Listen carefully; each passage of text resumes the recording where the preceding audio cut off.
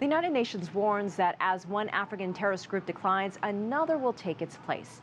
At a briefing on Central Africa, the Security Council heard evidence that the Lord's Resistance Army, led by Joseph Kony, had been severely weakened in recent months, but the Nigerian militant group Boko Haram is spreading and rising to take its place.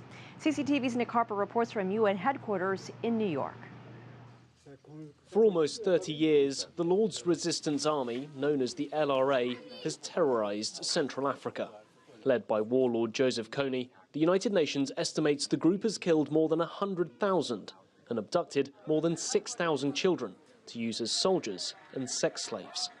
But now the UN Security Council notes a change. The concerted efforts of Uganda, the other affected countries, the African Union, the United Nations and other partners have substantially weakened the LRA. Our goal now must be permanent eradication of the threat that they pose. Between 2010 and 2013, the UN says LRA killings dropped by 75%, abductions by 50%. And in the last 2 years, nearly 200 LRA soldiers have defected or been released, reducing the LRA's force to fewer than 500 fighters. But violence in South Sudan and the Central African Republic, or CAR, seems to have given the LRA breathing room. The political situation and security situation in Central Africa remains fragile. Armed violence has jeopardized implementation of the African Union's Regional Cooperation Initiative for the elimination of the Lord's Resistance Army. Yet as the LRA weakens, the Security Council spoke of a new emerging threat. We view with horror and outrage the ongoing campaign of destruction perpetrated by Boko Haram, which is migrating east and knocking on Central Africa's door.